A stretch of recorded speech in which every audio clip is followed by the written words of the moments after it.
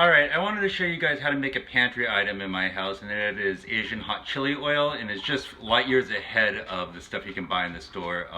It's not quite as spicy, so you can use more of it and get more of the complex flavors out of it without burning your face off. So let me show you how to make it. It's pretty simple. Here we go.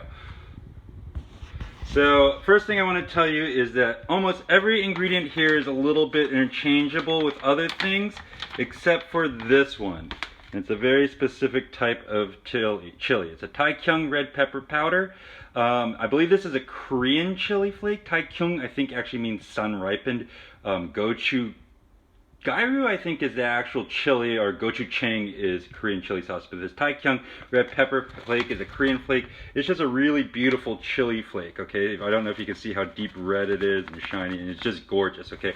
So you might have to special order this, but it's only like $9 off of Amazon, and it's really just a great universal chili flake. Don't use those Italian pizza hot chili flakes because they're way too spicy. There's also Chinese chili powder you could use too, but I just happen to prefer this one. So the next thing are your aromatic spices. And you could use like cinnamon stick, but I have ground cinnamon, ground mace, nutmeg is a completely good substitute. Whole cloves, ground cardamom, fennel seeds, okay? And you can add other things along this same line. It's kind of interesting. A lot of Asian food has like a Thanksgiving themed spice profile to it, and you don't really think about it. Oh, there's one other thing I have in here. I don't have the jar, but I don't know if you can see there's some star anise in there. And so you might be worried that these big pieces are going to be hard or get mixed in your food, but what I find is that as the oil soaks, they get softened and you can actually eat them, and they become these little like flavor explosions. So beyond that, let me show you what you have to do. This is just kind of a ratio recipe. So the bottom is the red chili flakes, and then I have a bunch of slices of fresh ginger in there and a whole big garlic clove just smashed and chopped in there, and just kind of all those spices in a mix, and that's what you get, okay?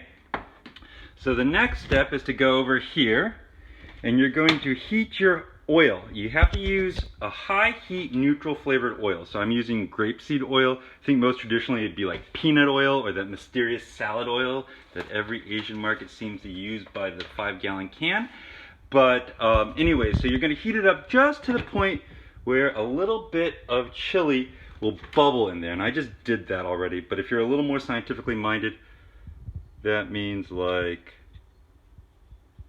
that temperature, okay? You don't want to get it so hot because it will actually burn the spices and give you a bad flavor, and it'll also boil over dangerously, which isn't fun. So when it's heated to that point, if you just put a pinch of that chili in, you can see I did it, it will heat up and bubble slightly. That's where you want to go. You don't want to overheat it, and you don't want to underheat it. And at this point, I'm going to try to do this without making a big old mess. Slowly impart chili oil.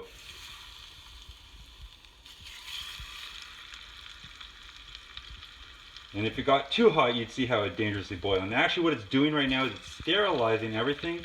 So essentially this will last somewhat indefinitely in the fridge. So you just see how that's working, okay? Let it cool, cap it, and you can keep it in the fridge. The last tip I have for you is if you don't have all those spices, that's okay. I want to give you a life hack. Chinese 5-spice powder. Okay, you look at the ingredients on this. What does it say? Cinnamon, fennel, star anise, ginger, cloves. Seems like a lot of what I just put in that jar. So if you don't want to buy $20 worth of individual bottles, go buy some 5-spice powder. Enjoy!